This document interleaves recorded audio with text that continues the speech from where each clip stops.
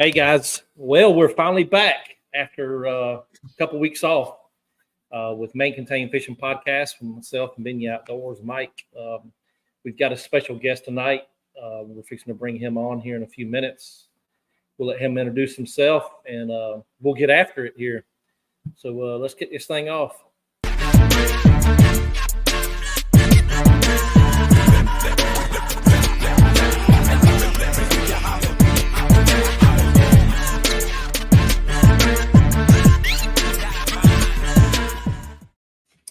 All right, welcome. We're going to fix and bring Alex up on the show here, and this is Alex on the water. Hey. Welcome to the show, Alex. Thank you for having me. Thank you.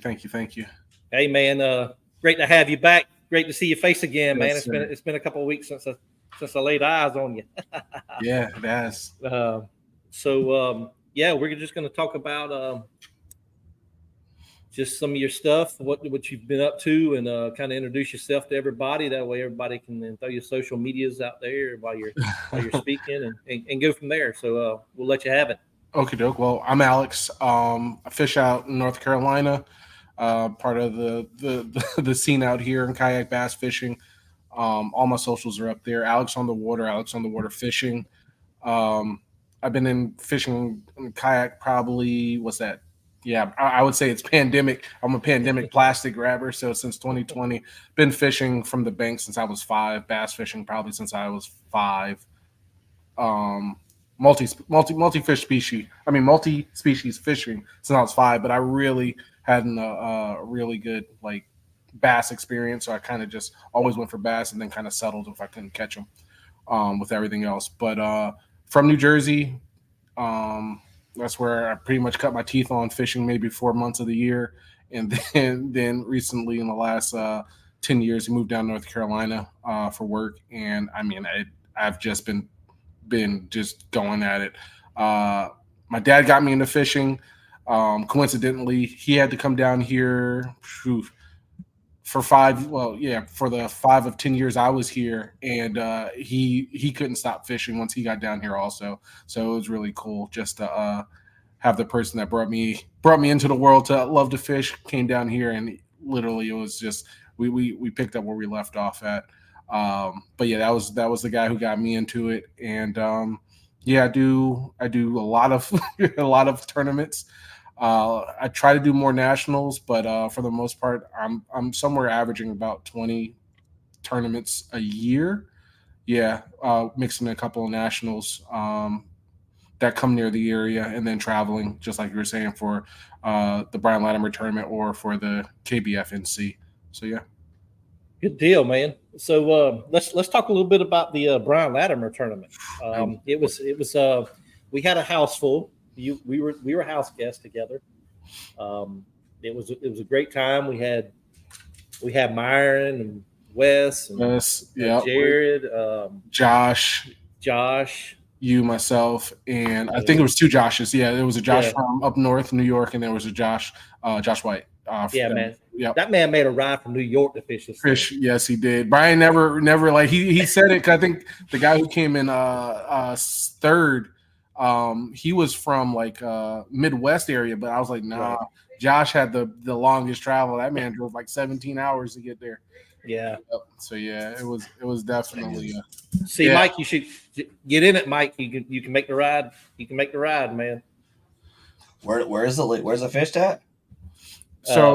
So this year it was over at Sinclair down in Georgia, and then last year it was in South Carolina at Hartwell. If I had to guess, he's going to keep it in that circle area, so I'll probably see Clarksville or Russell, or he might throw it to Lanier if he really wants people to catch fish next year. And just that South Carolina, Georgia area is pretty much where he's been throwing it. Oh, he could throw it to Florida. That's also somewhere he could throw it. Yeah.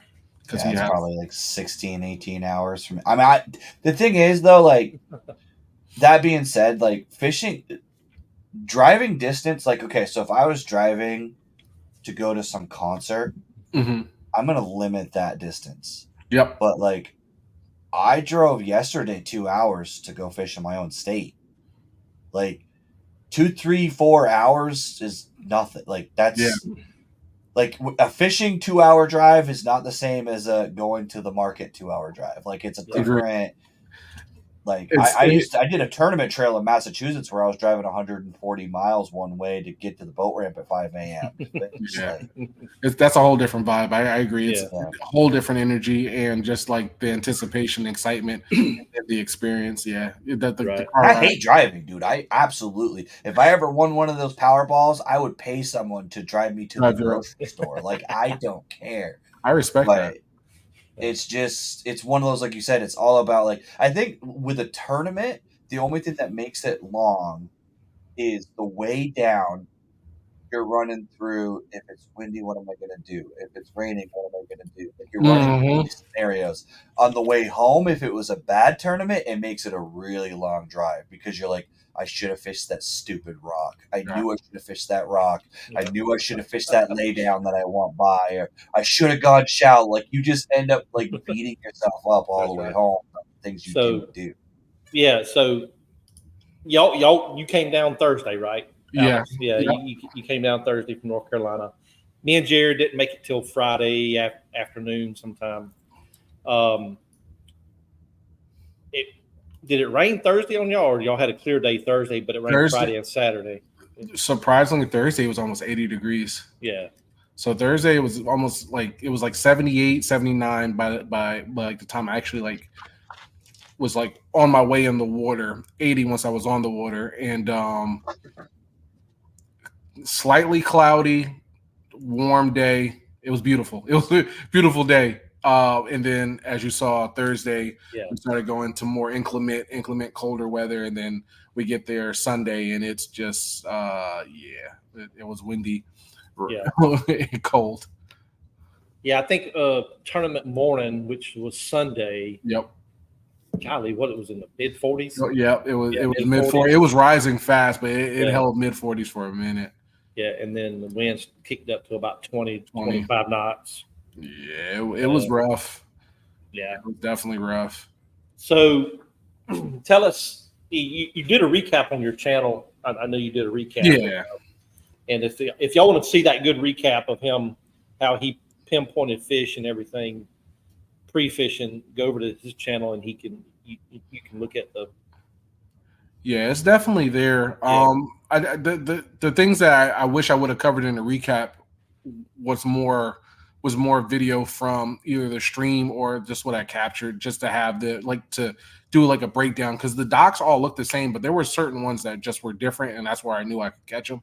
But I didn't really want to waste too much time with the details, like going into the nerdy details, more so just getting the content out and having it there. So if anybody's ever going down to that area, they'll have a good like roadmap of where the fish should be around that time. So that was the big plan. But yeah, practice was awesome. I mean, that Thursday I went there, like I was really, really like trying to keep it to my chest, because Myron, everybody, because I mean, you heard everybody that came in there had boat problems off the rip. So Myron's batteries didn't charge, so they were on trolling motor. They couldn't. Oh no, they were on big motor. They couldn't use their trolling motor. But they had like a little bit of graphs. And then Josh, live well flooded, so his boat was sinking on that Thursday. So they never even got to practice on Thursday. They were just like they had more water on them than the fish did on Thursday. So that Thursday for me, I assumed that they were either pre-spawn or they were spawning, and I just started just running through like everything I had. Chatterbait went through there. I did some flipping, just a little bit, but mostly just that floating worm and just having like moving baits near that area. And I mean, within an hour and a half, I had 80 inches. So I was like, this area is fire. And I didn't even try. I never even like went to explore too much. I already had 80. I was like, okay, this is probably going to be in the bag. And as the days progressed, that Friday we had that rain. It got colder. I was like, okay, they might be all right. Saturday we had our seminar, and that's when we all went back out to practice again. And like I said, I even said into the group, I was like, yo, my fish have shrunk.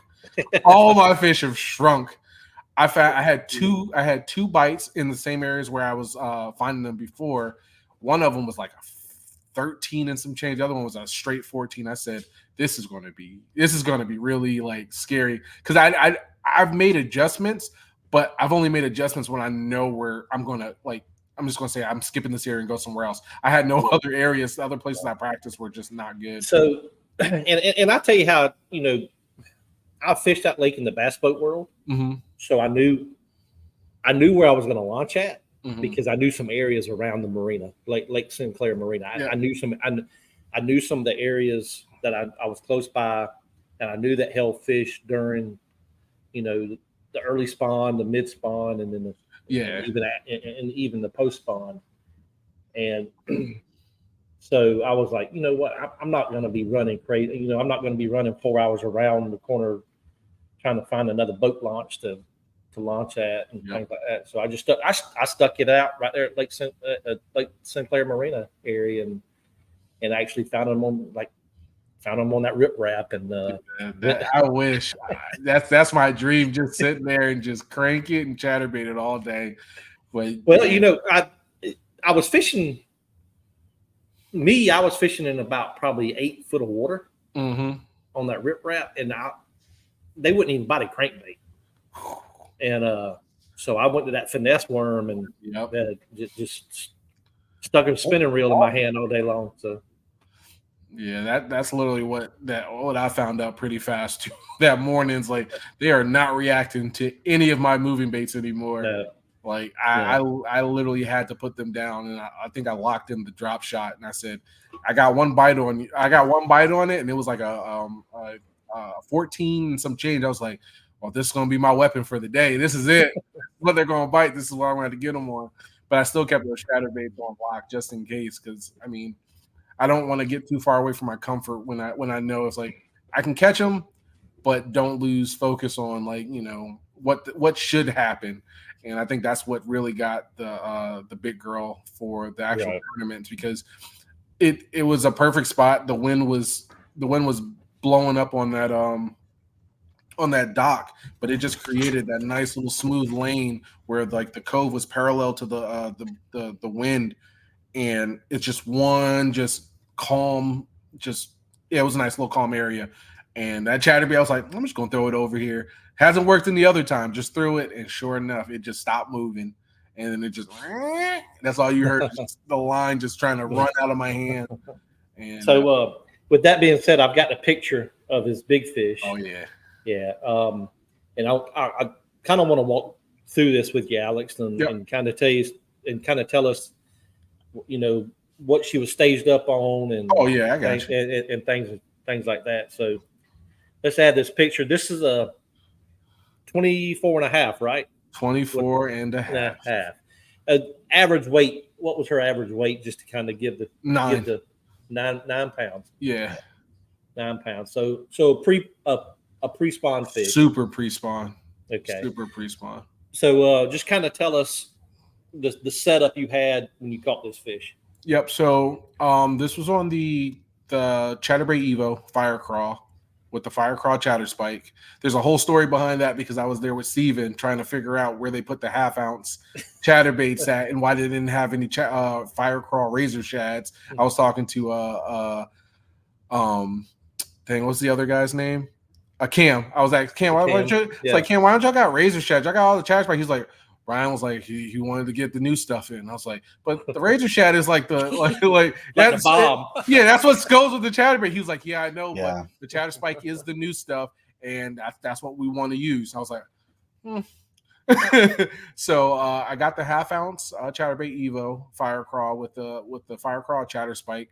That was on 17-pound, or no, that was on 15-pound red label cigar, and I was throwing that on SLX DC 71. It was the Japanese version, left hand with a Daiwa Airdex braiding. I think that's the name of it. It's one of the ones you get out of the Academy. That's a 7.3, and I think it says it's a medium heavy, but it really is a medium moderate fast tip because the way it works really well with chatterbaits. That's a sleeper rod that a lot of people. I think Tactical Bassin talked about it, but they talked about the spinning version. That casting version is a sleeper because if you're throwing crankbaits, chatterbaits, it loads up. You don't have to work. It literally loads up for you and holds them really, really well. So yeah, that was the setup that she bid on, but her space, like where she was, like I was explaining, it was like it's a V-shaped cove, and it was parallel both sides. We'll say one side of the V was a little bit longer than the other, and that longer side was parallel with the wind, and it was getting like bum rushed with wind coming in, and so waves were going there. But right off of it, because the way that the cove is set up, that little short side was all protected with a straight line going straight over. So right where the wind was beating up that cove, and right where it was calm, is where I threw the chatterbait, and literally as pretty much as soon as I wound through, and to explain what was on the bank, 5 feet of water. I'm in about 7, thrown into that 5-foot range, and I'm throwing under a little overhang, just a little overgrown bush that's over the water, and I'm probably throwing it maybe 2 feet off the bank, and then coming at a 45 back into the turbulent water. So. So when I was explaining before, I think she was either taking a break from the turbulent water, or she was waiting for fish, because no other cove had, like, I found a couple of coves that were just like it. There were no fish setting up like that anywhere else. So I'm thinking that she was on Main Lake on a point doing her pre-spawn stuff, and said, "Yeah, this wind ain't gonna work. Let me get in here, and I'll wait for some more food." And I mean, where she was looking, if it felt like she was already looking that way, like towards like where the calm water was coming into the turbulent water, like if things were getting washed around, and yeah, that she locked it up. I probably fought her for maybe like 20 seconds to about 45, but once I got her in the boat, it was I was screaming. I woke up. I even said it during the meet. I woke up two of the residents, and they were like, "Is everything all right?" And I just literally lift up the fish to show them, looked at the fish, screamed at the fish, looked at them, showed the fish. I was flabbergasted, dude. It was bad. So then I weighed her and got that, and then I put her on the measuring board. And then I went right back to where I caught her. I was like, "All right, go ahead. You can go back now." And she, as gentle giant as she could be, she cooperated. Like I took a picture with my hand on her, and I also took a picture without my hand. But I wanted to keep my hand on there. That picture just show like full girth, just like we were saying, Mike. Yes. Like that board does, it tells That a story. board's wide. Yeah, it tells a story for people who have the board. If you don't have the board, my hand will tell the story. Like, I'm a grown man. I don't got the baby hands. I got a medium-sized hand. And that made my hand look very small. So even Brian said at the award ceremony that Alex's hand looked like a baby hand. Yeah. So it was. I mean, she was definitely a specimen. Put her back, and I mean, she went back there, no problems. She was good to go. And then from there, she may have been starting to make a bed. Like if she went right back to the same area. Because those bigger ones spawn earlier. Like there is the older the fish, they will. Some of those big old ones will get in there and spawn and get out before all the chaos happens. And then on the vice versa, there's some that'll go in late because they don't want to hustle and bustle with all the other girls. Yep. So once that Evo is a pretty dirty bait. I'm not gonna lie. I've caught some fish on it this year. It's different. It thumps. I don't know how to explain it. Like it's not a jackhammer. Like I know that this is supposed to be the cheaper jack. It's not. Nope. But it is significantly cheaper than that jackhammer, and it has a different vibration. Like the way even in your rod. You can feel that frequency is completely different. Yep. And I think the best thing about it, price to performance, hands down. Yeah. But it acted. So the biggest issue with the original chatterbait to that is that activation time. When that lip catches that first turn, it's going.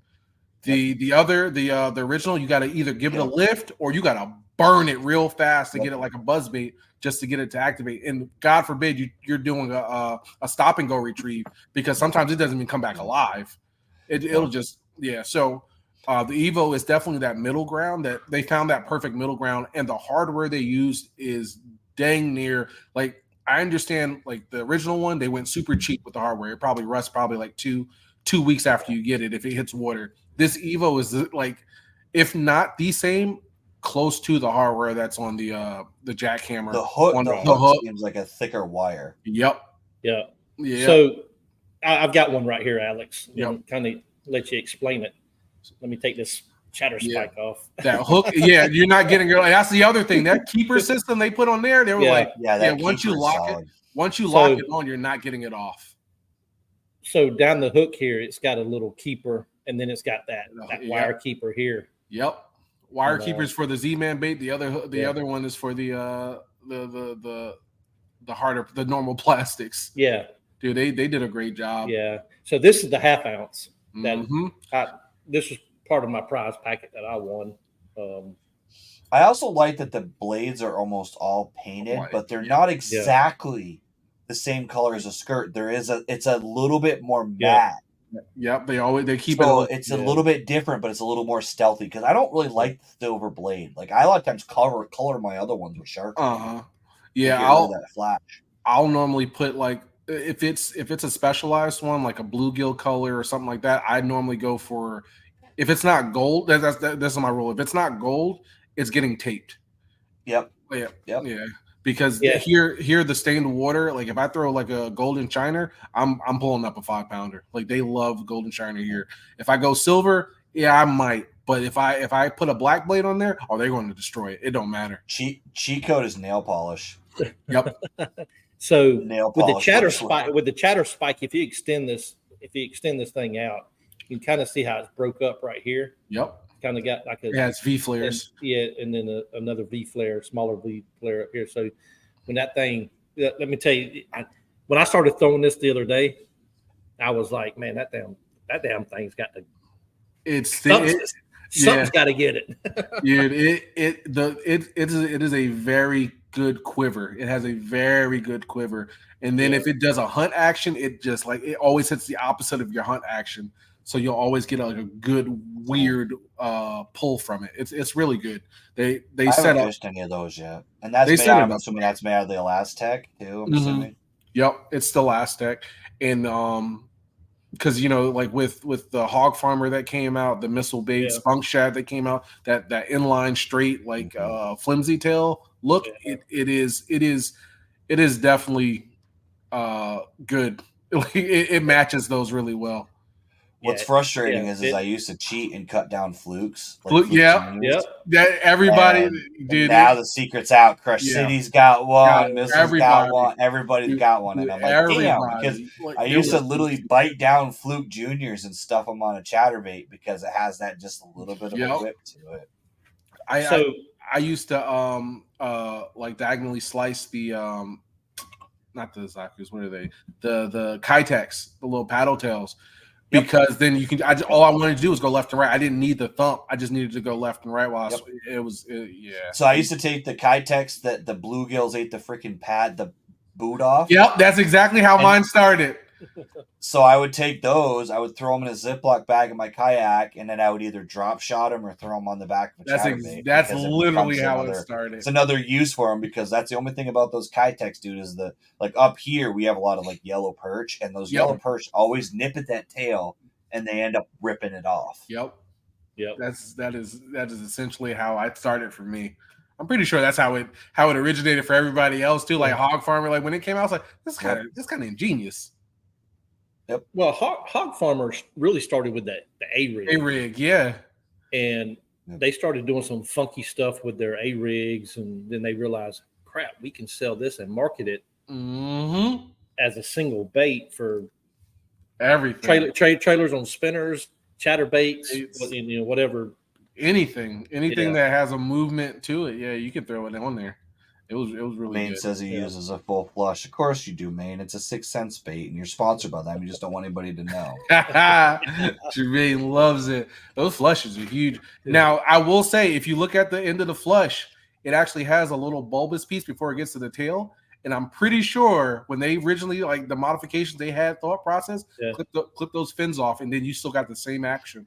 I've used it. I've done it. I even will do it on like a swim jig if I'm looking for a little less don't want that hunt. I just want that little wiggle. I will do the same thing on a swim jig too.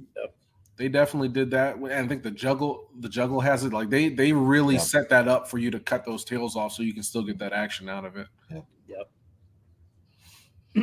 So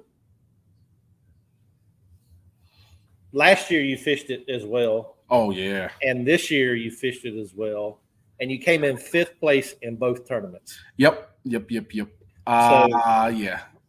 So hey, it's a top 10 finish. That's consistent. Yeah, it's consistent. So the winner, this young kid, he's from the Midwest. But yeah, he's a Tennessee, Kentucky area. Yeah. So Bradford. Yeah, Bradford. So he won it. He won it last year. Won it this year. He won it last year. Fish behind me. I really wish I would have picked that area apart. Like him and his dad were talking about. Like as soon as they went past me, they said they were in there. They were down on their luck, and was like, I'm just gonna throw this rattle trap. Yeah, he threw the crankless. He threw the lipless crankbait on that riprap at the bridge, didn't he? Yeah, right there on the dirty side. Yeah, on Hartwell. Yeah, that was a hell of a down morning anyway, starting at 19-degree weather. Ice everywhere. Lipless is so underrated. So many people overlook it, and it's like I honestly stopped fishing deep divers because I just throw a 1/2 or 3/4 ounce lipless because I can get it wherever I want it. I just count it down, and then I work it back, and I can I don't have to deal with the bill. I don't have to have special once you get past 4XD, you're tired after throwing those things. Yeah, you're gonna definitely it has to be a specialized. You have to go full specialized equipment for that if you don't want to feel that fatigue. It is really bad. I can throw a 1/2 or 3/4 ounce lipless and still kind of accomplish the same depth and not have to deal with that. Yep. Yeah, hands down, lipless is one of those underrated, but it also we're definitely in that resurgence of the baits that nobody thought of. School, man. Dude, as soon as one of these, we gotta talk about it. I'm not gonna talk about it. What the inline side? No. The Fritz side say the Fritz side. No. We were talking about old school baits in the house. I think it was Thursday. And I think I even said it. I think the inline spinner is going to make a resurgence really hard. I know, and that's why I didn't want to talk about it. I think somebody on the Elite Series or MLF, because they keep fishing these spotted bass places. Yeah. And I swear to goodness, if one person would just throw a 1/2 ounce inline Meps with a gold Colorado, bruh, or a Panther Martin, instantly. Yeah, spotted bass. They would, especially even in school of them. It's so stealthy when it goes through a school. They don't even care. They don't run from it. A spinner bait, they feel so much of that water displacement that they normally move out the way. But an inline spinner, every time, I don't know if you guys ever watch it on live. If you got any kind of forefeit, when that inline spinner goes through a school, it's almost like the chicken nuggets going through the school cafeteria. Everybody has to turn. Everybody's looking, trying to figure out where that chicken nugget's going to end up. Yeah, it's up here in the north. We use them. Well, I say we. A lot of people don't use them for bass because they're marketed as a chatter or a trout bait. Yeah, right. So what's funny about it is up here, cold water, ice out up here.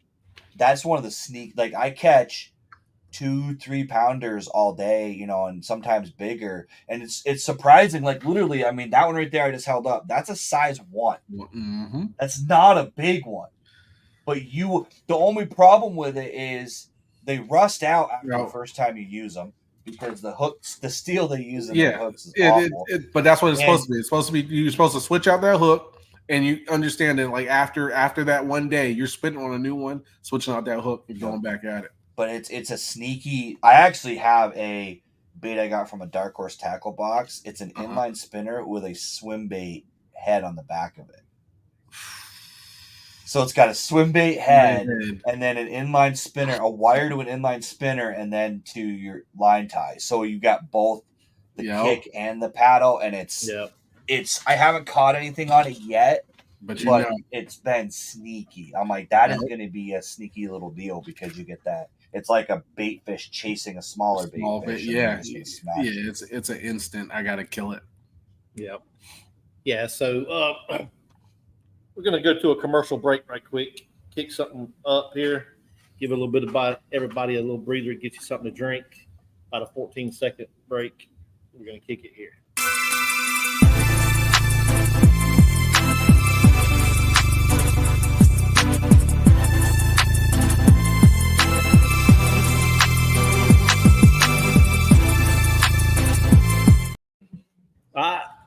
Just a little quick break there. The Northern Series is kicking off in May. We got Vermont in it. We got Connecticut, New York, New Jersey. Where else, Mike? New Hampshire. Maine. Canada even. We even threw Canada in there. So come anybody join me, because right now I'm the only one in it, guys. So come take my money, please. So yeah, we're trying to get that kicked up and get that going on Tourney X in May. So yeah. My first actual event's the 28th. Yeah. So I go to Clark's Hill, the Georgia Tour Kayak Series. We're fishing weekend after next at Clark's Hill, the 27th. So we travel up there to Augusta, Columbia County. But dude, I'm so anxious about that one on the 28th because it's literally my home lake. It's the lake I spend like if you watch my YouTube, it's probably 40% of my videos. So it's like I know that place. Like I took my teammate there because the one where I'm doing Slay Nation and it's a team trail, and me and my teammate fished it last week, and it was like he was like, "Dude, what do you mean? Where are you casting?" I'm like, "Trust me, just throw a paddle tail in this area." And then like we cleaned up. I think we left with like 12 fish. And you have to understand, like where we are, there was 16 inches of snow 2 weeks ago. Like ice out was mid-March.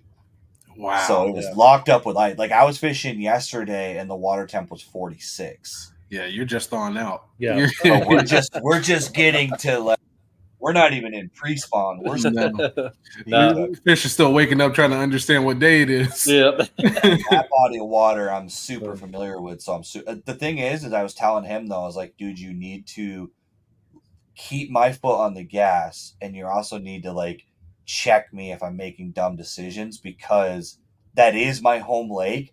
So that's going to be where I screw up. Is my arrogance is going to screw me. Yep. It's not. I'm going to go in there with this like, oh, I definitely can catch fish here, and if I don't, I'm going to spin out. So I'm like, I need you to like check me quickly, because if you don't like that home lake advantage is definitely a double-edged blade. Like it will. The history is bad sometimes. It's too much history. Like if I go to one of my ponds, like the waypoints that I have, I would probably run the waypoints and not even look 10 or 15 feet off of them and realize those fish just moved like slightly over. Yeah, it's bad. Yeah, it's really bad. It's actually a disadvantage, I think, in the most part. Like not only that, but I think also you're more reluctant to change colors. Like you're less likely to like this always works here. Yeah, no adjustments. You won't. And you refuse to do it, and then you go back and you're like, and that's one of those tournaments I was talking about earlier, where it was like you're driving home and I'm like, dummy, you should have drop shot it, or you should have done this, or you should, like it's just it's like you knew it rained and you should have went to a darker color. Like they weren't. No, you'll be a lot more resistant to do anything different. That's not what you're used to. Yeah, I mean that's a home lake thing, but yeah, if you have a partner or somebody there, especially if you guys are doing something different, it always helps break you out of that stale mindset a lot faster than you just out there throwing the same thing that's failing. That's literally our strategy. Yeah. Like whenever I fish with someone, even if I'm funny fishing, I say, "What are you throwing?" Yep. Like you're throwing a swim bait. I'm going to throw a swim jig. You're throwing a spinner bait. I'm going to throw a chatter bait. I'm going to stay somewhat in the same category, because then we pin it down. Okay, I know yours is working. Mine's not. What color are you throwing now? Yep. And then you you literally get two pieces of information to put that pattern together quicker. Yes. You're throwing the same bait. It doesn't like. Even if you're catching, if you're throwing the same bait, you're not learning. It's not a good idea, because you're never going to get that next pattern, that bigger size. Because that's the thing I think people don't realize in tournaments is, well, actually, let's ask this. Alex, what's your goal when you start a tournament? Are you looking to get the 5 fish as fast as you can, or are you home run swinging right out of the gate? My biggest thing that I always say, and I've been saying on stream, stay comfortable. Because if I can stay comfortable, I'll stay confident. If I can stay confident, I'll probably catch more fish. Okay. Even if I don't catch my limit, if I stayed comfortable, I know I checked one box. Okay. It's like that's how it always goes, because I'll be out there just like what Dan was saying last year on Hartwell, 19 degrees. I dressed accordingly. I figured out I couldn't cover Hartwell the way I wanted to because I had my wife with me, and the way practice and our movement was, we weren't going to be able to, do a lot. So I looked at a couple of spots and I found where I could be my most comfortable that felt like home. And I just focused on that. And I mean, it turned out to be a decent tournament for me. I was just one fish away from probably winning it. And then I went with the same mentality going in down to Sinclair. My main focus was, hey, this water's dirty. Try to find dirty but clean water that you're comfortable with, and go have fun. And I kid you not, I went with that mentality in practice. I've never been there, and literally my first place I picked for practice was gold. Yep. So, and that's normally how I do my trails here. Is if I can find, like, most of the lakes that I know, especially if I have history on it, go to where I'm comfortable. Don't go to history. Look at history and figure out where I could be comfortable at. And then if I can't find anything else for practice, if I can't find anything else, go check history, see if they're setting up or, similar, but try to stay away from history. That's always been my biggest thing. Just stay comfortable. Always More stay tournaments are lost from mental mistakes than they are from the mental, wrong yeah. date or the wrong 100%. location. 100%. Then that's like my first year. I learned that. So going back to the original question, my first year, get 5 fish, then start swinging. Yep. And then slowly I became humbled. I put more money in, became humbled. Put more money in, became humbled. I'm like, what am I doing differently that I'm not doing on fun fishing? It's like, I'm not comfortable. Yep. I'm going in thinking about what these fish should be doing, looking at every YouTube video for the area, every pattern that I could think of that they should be doing, and then going to some areas I've never even looked at, don't know the formation of rocks anywhere, trying to go offshore. It was a whole bunch of mistakes that my second year I really cleaned up with, and it paid dividends. Like, once I became more comfortable with my particular techniques, stayed focused on what I like to do, what I know I should be doing, and not worrying about catching the 5 biggest fish in the first 2 hours and catch the 5 best fish I can in the 8 hours. Game, that was an evolution in my fishing game. Right. So, and Alex can vouch for this, because what we did in the house, we had a big screen, so we were sitting there, fishermen do. Gosh. So we're sitting there searching on YouTube, and I kind of bring up when David Fritz won the Classic up there, or on Sinclair. Sinclair, yep. Same year though. Yeah. Oh no, 93, 97. No, it was yeah. So we started watching that video. He cranked them, and I knew he was cranking at because I had the waypoint already in my GPS on my fish finder. So, and Alex was like, "Shut up, man, shut up." And the thing is, not a lot of the guys a lot of the guys in the house didn't know, like, the Fritz side, literally from Georgia to North Carolina, is where the Fritz side was created. And what David Fritz was doing, I mean, he took it down to Florida at one point, was throwing it on braid, and nobody understood it. I mean, we could see what last year Tyler throwing a jerkbait in the canal down in Florida. Yeah. Like, everything is changing, but David Fritz was definitely on that like late 80s, mid 90s push for a different type of cranking angler. And sure enough, when he came to Sinclair, him and those rocks were going to work. Yeah. So if you look at maps of Sinclair, you'll find, just type in Lake Sinclair Marina, and you'll go out of the marina and to the right. There's a rock.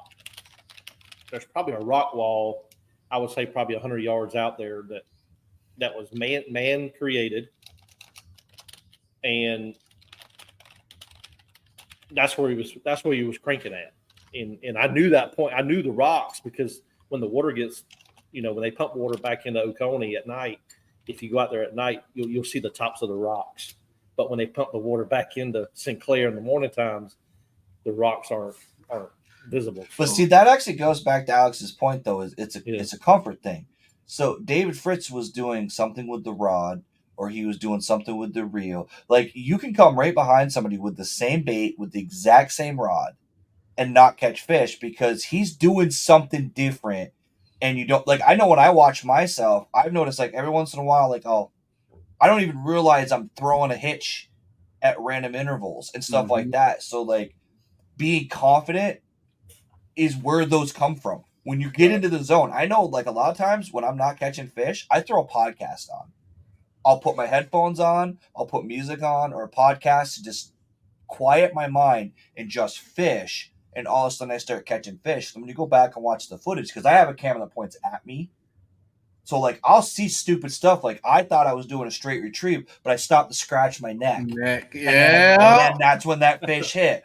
Or I thought I was fishing a black and blue Senko, but it was June bug because the bait got ripped off. I reached in the black and blue bag, but there was this June bug in there. Like, you find these little details, but that's what it is. It's like you said, it's just having confidence. I say this, and it's like a weird, because I don't believe in necessarily, like, good juju, bad juju, but your confidence transfers down that line to that bait. If it's you chatterbait deal, that energy is going straight into that water. It goes through there, and it calls those fish. It really does. I think when you're too confident, those fish are like, I'm gonna make sure you're not confident. I'm gonna kill this bait, and then I'm 100% with you on that one. And there's just something about it. Just like me that morning, Alex. I caught my first one on a crankbait on a hybrid hunter, and the second one came off. I was fishing docks. I was just cranking that crankbait on docks and docks and docks. And you know what? I said, look, these fish ain't hitting no crankbait. That was just a fluke out there that he was just hungry at the time and he hit the crankbait. I said, well, you know what? I picked up that spinning rod with that slider worm on it, and I went to flipping and on backside of docks, and I knew they had to be on seawalls.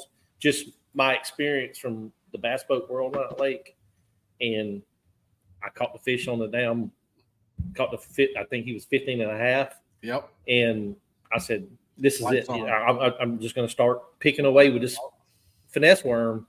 And that's how I caught all mine. Yeah. I say it all the time on my channel. The bass didn't read the book. The bass didn't watch Tactical Bassing. No. They don't know what they're supposed to bite.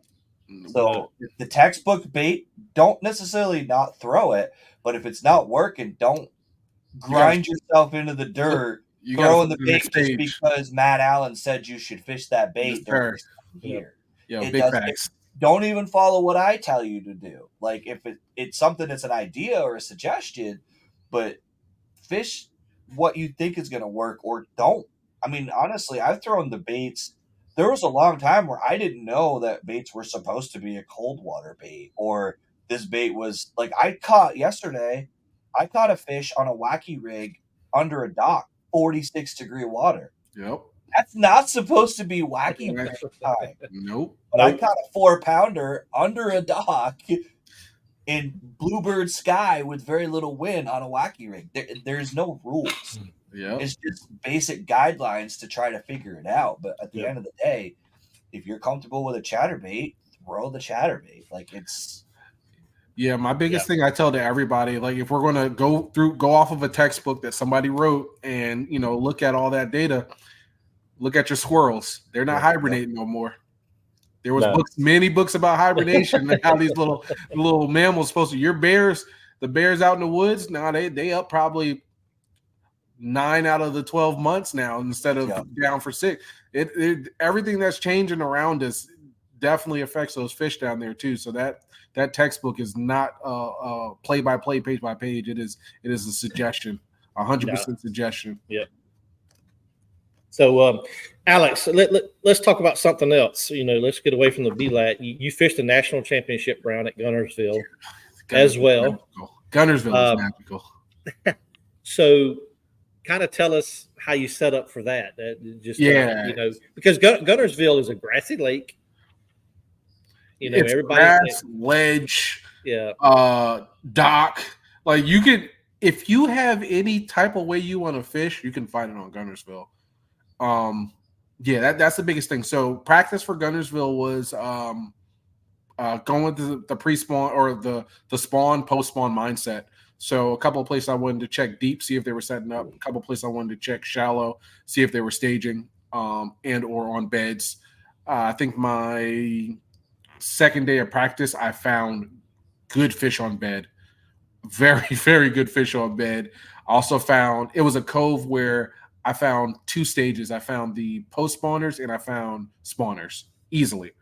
Post spawners would chase bluegill around their beds in the morning, and spawners would migrate from front of docks to back of docks and on the back of seawalls by midday to or late morning into afternoon into afternoon, and it was phenomenal.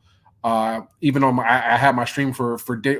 I'm sorry, practice. I caught two fish back to back on the same piece of wood, and then went a stretch probably like 20 yards from that and caught another one on the same bait. Cut the bait off. Said this is where I'm starting, and then start looking for stuff. Go there day one. I go to a spot that's probably 50 yards from that spot where I caught the double up, and I almost tripled up on some bluegill eaters. I caught one broke me off, caught another one 2 casts later, and then started just going around the area. Surprisingly, and I meant to tell you about this, Dan. Jason Starling, the person who came in second place. Did Jason come in second? Yeah. Jason came in second at the Brian Latimer tournament. Jason started at my spot. On Guntersville. On Guntersville. Literally, I was like, Jason, are you following me? He was like, no, man. He was like, I just got down here last night. I was like, so you haven't even practiced? He's like, no. I was just coming here. It looks good. I was like, okay. So he goes to his spot. I'm still loading my stuff and dropping it into the water and helping another angler get her stuff into the water. He's going straight to my spot. I'm like, how does Jay? And I started looking at him. I was like, he probably got me GPS tracked somewhere. This man knows. So, got you air tagged. Yeah, he got me air tagged. So I got in the boat and I'm starting to head to that spot. And he's coming off of the spot. Find out he messages me and says, hey, my breaker broke for my trolling motor. I'm back fixing it. And he was like, and then I guess he saw where I was going and he sent me a message like, could we share that spot? I never saw the message until he fixed everything and came back. And he was like, do you see my message? I was like, no, what's up, man? He was like, yeah, my motor broke or my breaker broke and I was coming back and I saw you were heading here and I was like, do you want to share a spot? I was like, yeah, we can share a spot, man. I was like, especially because you didn't practice, you probably don't even know what's happening. I didn't tell him that you didn't know what was happening. So as soon as I caught my second fish after the fish broke me off, I pull up to 1875. I look over to Jason. He pulled up a 20. I was like, he knows. He knows what's happening over here. He knows exactly what's happening over here. So Jason runs. Funny. Jason runs the rest of the bank and heads to the docks, but it's still like 9 or 10 o'clock, so they're not going to set up right. So literally, by the time I get there, he's actually saying, "Yeah, I'm leaving." I was like, "Okay." I was like, "You sure?" Because I even wanted to say, I was like, yeah. There's still more good fish. So he leaves, and I just start hitting the back of the docks, and literally every 3 casts I can pull a fish in. It was just picking which one was going to be a good one. So I got my limit probably around like 11, sitting in 20th, and then I just started going at just looking for more bigger ones. Missed 2 good ones, but then I was like, okay, I'll take my spot wherever I land after day 1. And I think it was like 4 minutes left in the tournament. I'm packing everything up. As soon as I'm heading out my cove, and I wish I would have knew what I was looking at when I was leaving, but there was a machine with 2 little rotors on the side of it coming into the cove. I'm sitting there like, that looks like it's probably going to dig stuff up. Maybe it's going to go hit some of the hydrilla. And I was like, I don't know. And then I'm packing everything up, and I look back. Sure enough, that thing is churning. I'm like, oh no, it's a dredger. That thing is about to kick up. And sure enough, you just see chocolate milk slowly spread. I'm like, oh, that's probably going to kill me tomorrow. What the hell were they doing? Digging up the grass? So it's a dredger. It pulls the vegetation off the bottom and shoots it into the machine. Yeah. It's like like those old rotary water wheels that they use for like electricity. It's just like that. And it's what it does is it's on an arm and they drop it down and it just grabs and rips out all the vegetation. So I leave. I'm talking to everybody. I'm talking to the two ladies in the house. I also went up to fishing with Gramps. I was talking to him. I was like, dude, what is that machine? Do you know what it does? And he was like, yeah, that's a dredger. I was like, no, don't say that. He was like, yeah, it's a dredger. I was like, I was like, y'all think my fish gonna be there? I was like, I personally was like, I don't think my fish gonna be there. So I was like, I'm gonna go back there and fish the stuff I had in the front of the area, and when the sun comes up, see what happens. I fished my front area. I didn't get any bites. I fished it 4 times. I did some good circles around it. And sure enough, I go over and look to that back area. It went from clear green water to chocolate milk. It went worse than what I saw at Sinclair. Oh wow! It went worse than what I saw at Sinclair. And I said, and it was my fault because there was one fish that could have been caught there because there was a spawning bed on this area, and I found it on practice, and I caught a 1925 off of it, the female, of course. Right. I was like, this is a horrible catch. But on day 1, I threw back there and caught 3 14s. I said, if there's 3 14s here, she is still over here somewhere. Yeah. So I went back over there, and sure enough, I threw a wacky, locked up, and it was probably like a 14 or 15. It was bigger than my 14s. And as soon as I was about to lift it into the boat and grab the net, came right off right next to the boat. And I was like, okay. And it was chocolate milk there. And I was like, I kind of dead stuck that thing for like 30 seconds. I was like, I am not fishing this way. This is not how I practice. I am not comfortable fishing that way. Because literally it's just chocolate milk. I threw it in there with hopes, maybe moved it once or twice, started working on something else. Because I think I popped one of my other rods off. So I was working on that, lifted it up again, and then it's like, I was like, oh, that's a fish. But I mean, it sat there and soaked dead stick for like forever. So I was like, yeah, we're leaving. I go to another spot, and I couldn't win, but I went to another spot, really good spot, because I caught another 1925 off of this spot during practice. Held chatterbait in my hand and started winging it, fan casting everywhere, and I catch 2 in that area. But after I catch my second one, I'm trying to rotate back to where I caught my first one. Georgia DNR with the electric shocking boat comes through on that. Man, one. You were like killed. You're just like you got the worst luck, man. That's I have it on stream. They were pulling up nothing but 15s, bluegills. I think they pull up a drum. I'm sitting there like, I raised my hand to them. I was like, you know what, y'all marine biologists gotta do what y'all gotta do, but not tournament day. They're gonna do what y'all gotta do, not tournament day. But dude, they scooped up at least 6 bass that were sitting there, and it was another situation where it was a wind blown coming into a cove, and I was fishing a wind seam. I was fishing a clean wind seam between docks and main cove's current, and they were just sitting there. I caught one, lost one. It jumped. I threw the dang chatterbait too far, locked it up, jumps out, spits the chatterbait, throw back like 4 other times, pulling another one. I'm like, okay, yeah, this is it. So I'm just going to keep doing that in rotation. But then there was another guy. I was like, yo, what do bass do after they get shocked? He was like, that's a good question. Like nobody knew. Like, cause I don't think they'll bite. I would not think they would bite again. That's like you getting hit with a defibrillator. Yeah. After a heart attack and like, yeah, I'm gonna go run this 5K. Like, no, you're not. You're done. Yeah. Bass though are kind of primitive, so it might even just piss them off and eat them up. Yeah. And I threw back over. I didn't get no more bites, but I should. If I didn't have the confidence and I wasn't comfortable. Yeah. Oh yeah. I was like, I'm not going to sit back. So day 2, caught those 2 fish, and it was bad. So I was already out of it. I think at that point I was 73rd. I would have needed 100 inches to even get into 15, and everybody in top 15 would have had to crash. So after that, I just went to go fun fish.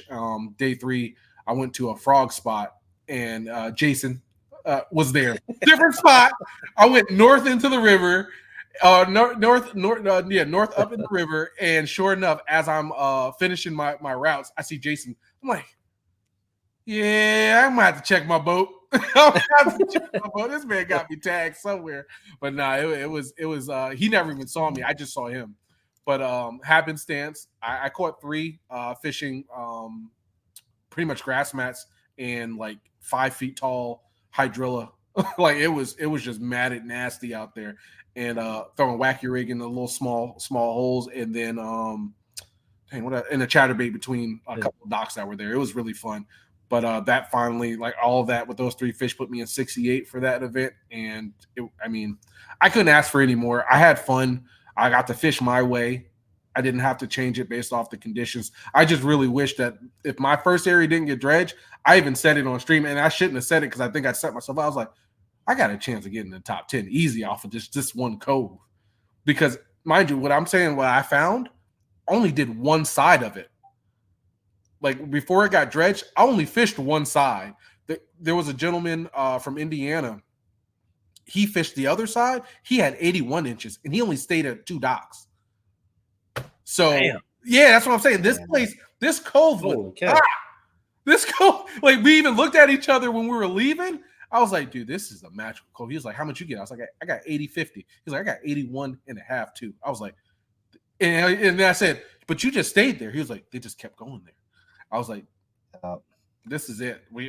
I don't mind sharing. Like, if it's just me and you, like, I don't mind sharing this. Yeah. We never even touched each other's fish, and we're pulling out 80s. This is 3 days. This is easy, but it didn't work out that way. We got dredged. Nah. He even said it. I should have took notes day 2, because day 1, by the time it was lines in, like, his boat was already in the water. He had an Old Town with a XI3 on the front. By the time it was time to go, my man is like invisible. He's gone. He's already ran to the back. But day 2, by the time I got in the water and it was launched, leave, like you can launch your boat. Probably 5 minutes in, he's already packing up, going back. He's gone. Like, he's already went back there, saw that it was chocolate milk. He said, "This ain't for me." Wait. Me, it took me 3 hours to finish trying to figure out a pattern up in the front to go back there and say, "Yeah, this ain't it, Chief." But daggone. But that's fishing. Yeah. Yeah, like especially on big reservoirs. Yeah. Now that I know, if I see those little swirly boys coming in, and they're going to dredge them out, I need to have at least 8 different plans of action. Mm-hmm. Because I really should have got, and I swear, if I would have got out of there maybe 2 hours earlier, I think I could have did damage at the other spot, because I was pulling up 18s and 16s. So if I can pull up an 18 and 16, after the electric shocking boat, I can probably be competitive. Day 3, I wouldn't know what to do, but I could probably be competitive. But nonetheless, it was a great event. Yeah. Shout out to the winners. I think Wyatt won it again, and he's fishing in no man's land. He's setting a new standard for offshore fishermen that I've never seen ever. The dude is magical. Russ is always up there. Russ did really well. Yep. Mike Elsey is another. He's a Terminator. That man is fishing focused, and when he has him. Like, he literally, he said something on I can't remember. It was day 2, and he was like, "Yeah, I should have did this, but he even confidently said, yeah, tomorrow I'm killing him." And literally, dude went in, like, by 7:30 had 96 inches. Wow. Like, whatever he did day 2, if he would have did that day 3, this man would have been untouchable. Because at day 1 he had 92. Day 2 he fell off, had like a mid 80 day, but he was like, "Yeah, I'm gonna go kill him tomorrow." And before I even posted my first fish, this dude already had a full bag of just bigs. I'm sitting there like, man, this is a whole different level of fishermen out here. But yeah, shout out to the dang top anglers that people are putting in work. Shoot, Casey Reed even put, like, Casey fell off, and on my route to the second spot after I found out, like, it got dredged, I'm going over the bridge, and Casey is in a spot. I will not tell anybody where Casey was. Only me and Sean Boersma are the people who know where Casey was. But Casey was by himself. Only other people that came near him were, like, probably boaters. And this man was pulling in high 80s to 90s, and he had no competition. I drove over the bridge and looked down. I was like, that's where he's catching.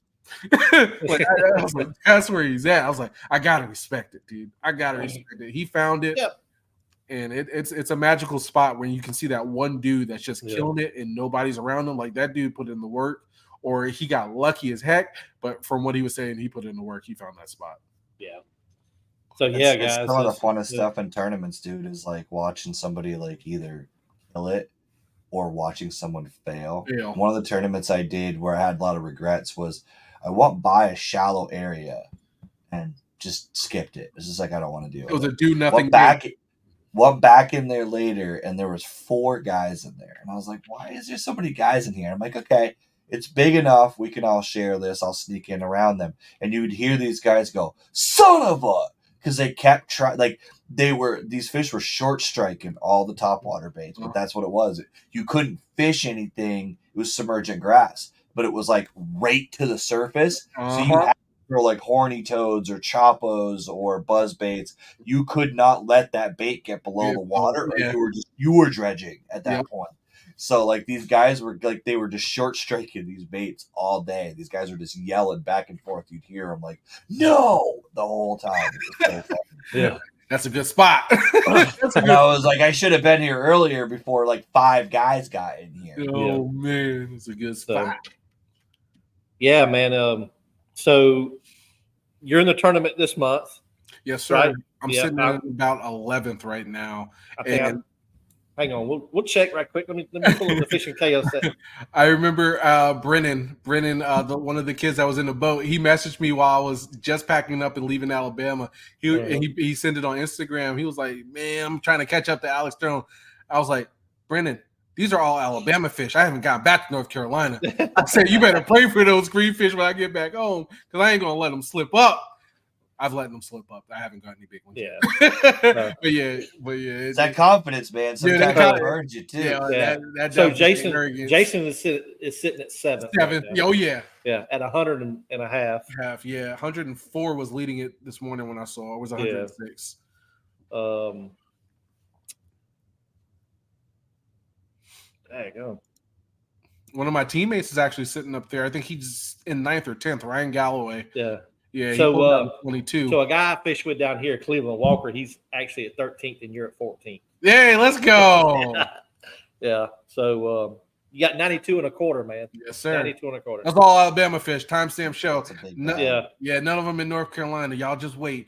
These girls coming off these dang beds. I'm throwing nothing but big swim baits. So I'm moved down to 48th place. Oh, you got to get back in there. You got the cut line. Yeah, I'm right there at the cut line. So I'm at 71 3/4. I'll catch. That's easy. Yeah, I'll go. See, that's my whole problem is I can't get into tournaments like that because 98 is like state record level for me at that point. Like you only got to get into 40. You just got to get in the top 40. Nothing else 40. Matters. Yeah, that's my mindset. Like I said, all those fish I got up on there are for me either pre-fishing or fishing at the tournament in Alabama. Ain't nothing. I didn't go to any of the home lakes and pull out any bigs yet. Hopefully soon, but not yet. Gotcha. So just one more thing, Alex, is, hey, if everybody,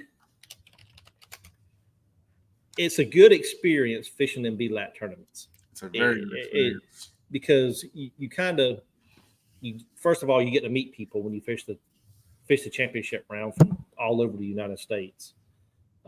Secondly, he gives a good school of the fishery that you're going to fish the championship on.